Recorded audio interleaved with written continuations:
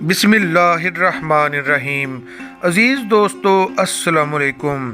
اللہ رحمان جو مالک کل جہان ہیں اپنی مقدس کتاب قرآن حکیم کی سورۃ بقرہ کی آیت نمبر 1 میں الف لام میم سے آغاز فرماتے ہیں، اور جیسا کہ آیت نمبر 2 میں موجود الفاظ الکتاب اور ہدن اور للمتقین کے لفظی مطالب پر غور و خوض کرنے پر ہمیں معلوم ہوا کہ الف لام میم سے مراد آکسیجن بھی ہے۔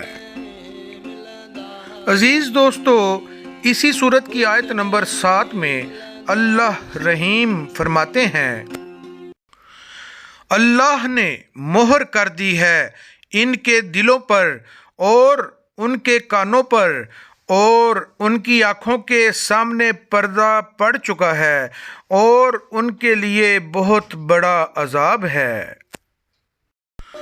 عزیز دوستو، اس آیت میں ایک لفظ خاتمہ آیا ہے جس کا لفظی مطلب ہے کہ کسی چیز کو محفوظ کرنا تاکہ کوئی چیز اندر داخل نہ ہو، اور اس کا مطلب ختم ہونا بھی ہے، اور یہ اس طرف اشارہ ہے کہ آکسیجن کی کمی کی وجہ سے ہارٹ اٹیک ہوتا ہے۔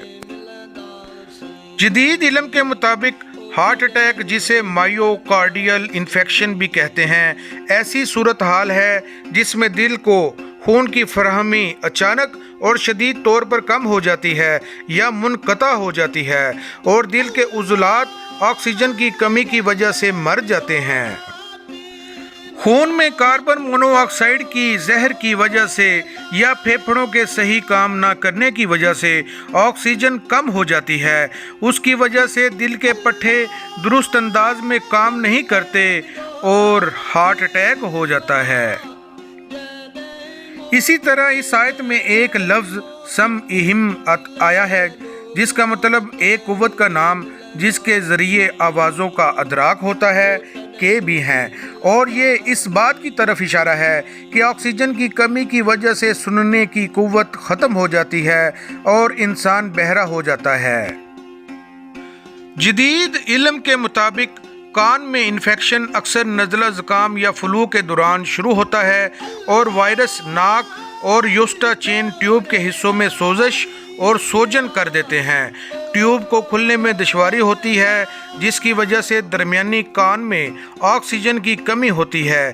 اسی طرح اندرونی کان میں کوکلیا کو بھی آکسیجن کی بہت زیادہ ضرورت ہوتی ہے۔ جب کان کے اندرونی حصے میں خون کی صورت میں آکسیجن کم ملتی ہے، جس سے سماعت کے لیے ذمہ دار بالوں کے چھوٹے خلیوں کو مستقل طور پر نقصان پہنچتا ہے اور انسان بہرا ہو سکتا ہے۔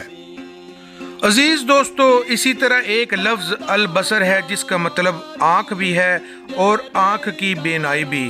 اسی طرح ایک لفظ غشاوتن ہے جس کا مطلب اس کا پانی جو اسے چھپا لے، اور پردہ جس سے کوئی چیز ڈھانپ دی جائے، اور ان دونوں الفاظ کے مطالب اس طرف اشارہ کرتے ہیں کہ بلائنڈنس کی ایک وجہ کورنیا میں آکسیجن کی کمی بھی ہے۔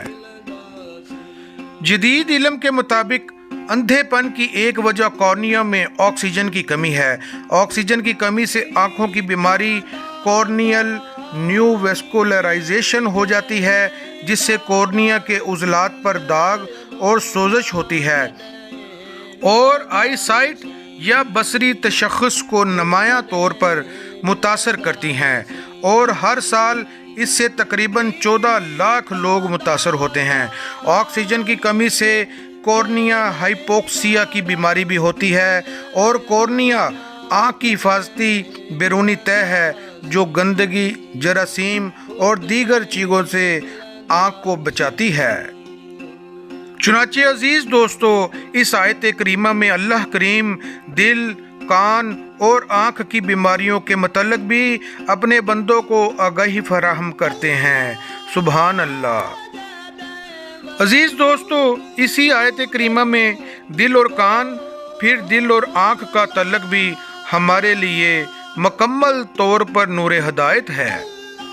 یونیورسٹی آف مسیسپی کے سائنسدانوں کا خیال ہے کہ کان کو دل کی کھڑکی سمجھا جا سکتا ہے جس کے تحت کچھ قسموں کی سماعت سے محرومی دل کی بیماریوں کی موجودگی کی نشاندہی بھی کرتی ہیں۔